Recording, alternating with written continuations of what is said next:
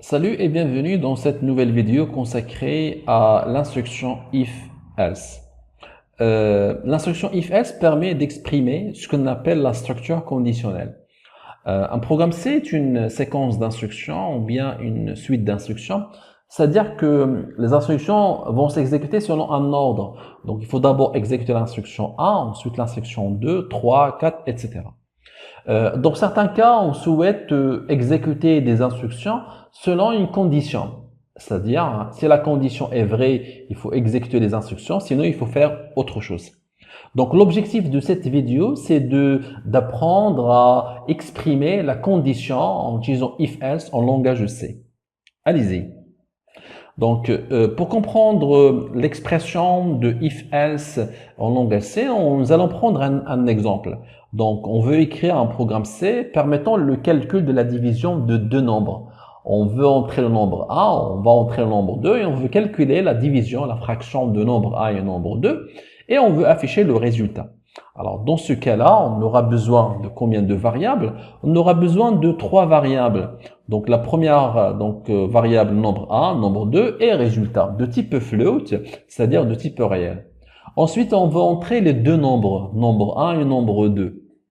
Et ensuite, on va calculer le résultat. Donc, la variable résultat égale, on dit reçoit. Le signe égal, on dit ici reçoit. Donc, résultat reçoit nombre 1 sur nombre 2.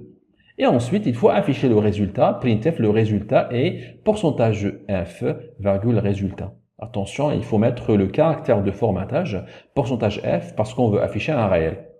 Jusqu'à maintenant, c'est bon si la valeur d'un nombre 2 est différente de 0. Sinon, si la valeur nombre 2 est 0, dans ce cas-là, le résultat ne sera pas calculé, parce qu'on ne peut pas calculer un nombre sur 0. D'accord? Alors, dans ce cas-là, on va exprimer la condition. C'est que si le nombre 2 est différent de 0, dans ce cas-là, il doit calculer le résultat et il doit afficher le message. Alors, comment exprimer la condition en langage C? Donc, voici maintenant le programme suivant dans lequel on va exprimer la condition. Donc, if, vous remarquez ici le mot-clé if suivi de la condition entre parenthèses.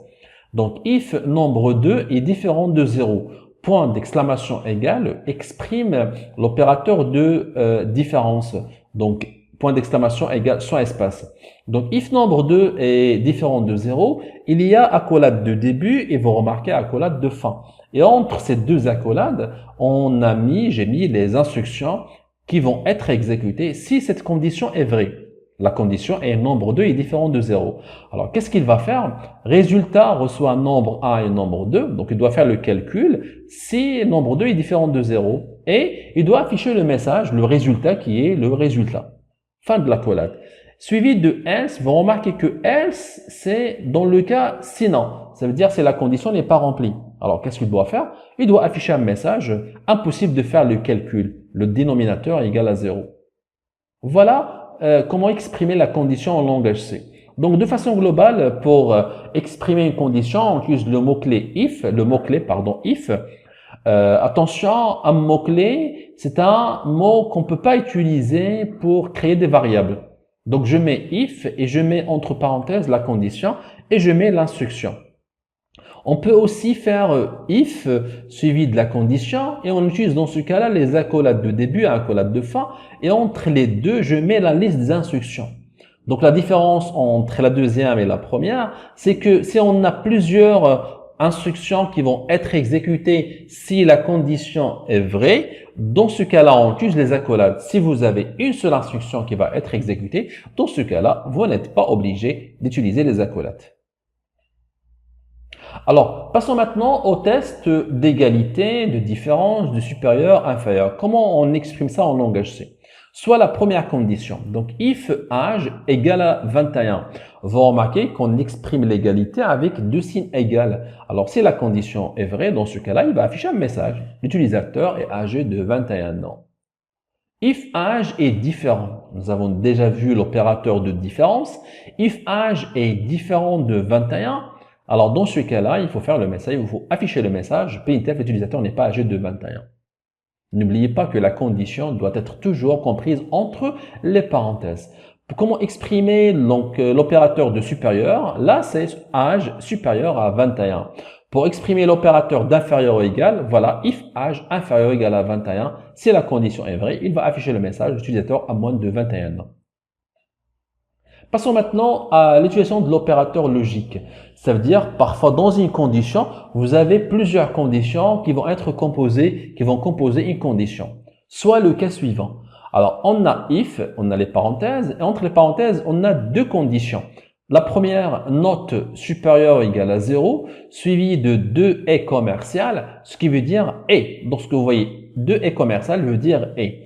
Et note inférieure à 12. Donc, d'une autre façon, if note supérieure ou égale à 10 et, pour dire les deux et commercial, et note inférieure à 12. Si cette condition-là est vraie, il va afficher mention passable. Prenons le cas suivant. Note a la valeur 14. Pour la première condition, note à ce que la note est supérieure ou égale à 10. On a 14. Oui, c'est vrai. Pour le deuxième cas, à ce que la note est inférieure à 12. On a 14. Non, c'est faux. Donc, vrai et faux, ça nous donne faux. Ce qui veut dire la condition n'est pas remplie. Donc, il ne va pas afficher le message mention passable. Prenons le cas de note égale à 11. Dans ce cas-là, est-ce que la note est supérieure ou égale à 10? Oui, elle est supérieure à 10, vrai. Deuxième condition, est-ce que la note est inférieure à 12? Oui, il est inférieur à 12. Donc, vrai et vrai, ça nous donne vrai, ce qui veut dire la condition est vraie. Dans ce cas-là, il va afficher mention passable. Passons maintenant à l'utilisation. On reste toujours dans l'opérateur logique et là, de façon générale. Donc, si on a la première condition est vraie, la deuxième condition est vraie, donc on a le résultat vrai. Si on a la première condition vraie et la deuxième condition est faux, donc c'est faux. Le même cas pour faux est vrai et faux est faux. Ce qui veut dire l'opérateur logique est, donc la condition sera évaluée à vrai si les deux conditions seront vraies. Sinon, le cas contraire, c'est faux. Passons maintenant à l'opérateur logique OU. Donc, ça aussi, c'est pour composer deux conditions. Alors, if âge inférieur à 0, vous voyez ici les deux barres verticales, ça veut dire le OU, âge supérieur à 20. Donc, si cette condition-là est vraie, il va afficher le message, primitif l'âge est incorrect. Sinon, il va écrire âge est correct. Prenons le cas 1, âge égal à 14. On va appliquer l'âge à la condition. Est-ce que l'âge est inférieur à 10? 14, est-ce que inférieur à 10? Non. La deuxième condition, est-ce que l'âge est supérieur à 120? 14, faux. Donc, faux ou faux, ça nous donne faux. Ce qui veut dire que la condition ne sera pas remplie. Donc, il ne va pas afficher attention, l'âge est incorrect. Par contre, il va passer à else parce que la condition n'est pas remplie. Je prends le cas de 140. Est-ce que âge est inférieur à 0? Faux. La deuxième condition, est-ce que âge est supérieur à 20? 140 est supérieur à 20? Oui, c'est vrai. Faux ou vrai, ça nous donne vrai. Ce qui veut dire que la condition est vraie. Dans ce cas-là, il va afficher le message printf, attention, l'âge est incorrect. Donc, de façon globale, pour l'opérateur logique OU, la condition sera à vrai si une seule condition est vraie. Même si l'autre partie est fausse, si une seule condition est vraie, toute la condition est vraie.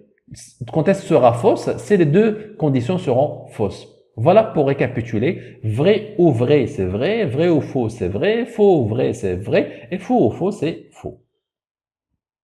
Passons maintenant à l'opérateur logique non. Donc, par exemple, on veut dire si nombre égale à 0, si c'est pas vrai. On veut tester ici, on veut dire que si c'est pas vrai.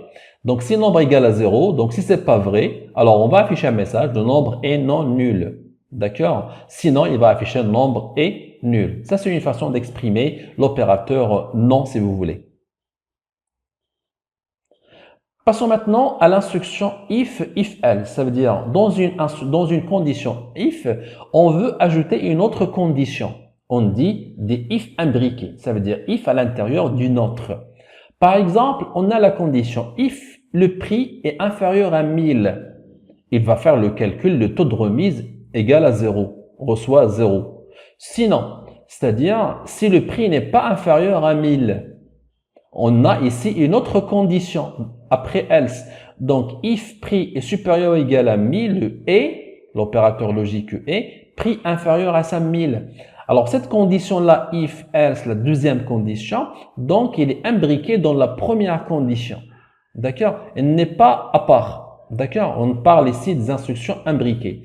Donc, la deuxième instruction, la deuxième condition if sera exécutée dans le cas contraire de else. Ça veut dire, si le prix n'est pas inférieur à 1000, dans ce cas-là, il va faire le test. Est-ce que le prix est supérieur ou égal à 1000 et inférieur à 5000? Si ce cas-là est vrai, taux de remise reçoit donc, on va dire 10%, c'est-à-dire 0,1. Sinon, taux de remise reçoit 0,2. Ça, c'est une façon d'exprimer l'imbrication des conditions if-else. Voilà en ce qui concerne cette vidéo consacrée à l'étude de l'instruction if-else permettant d'exprimer la structure conditionnelle. Je vous dis bonne continuation et à très bientôt.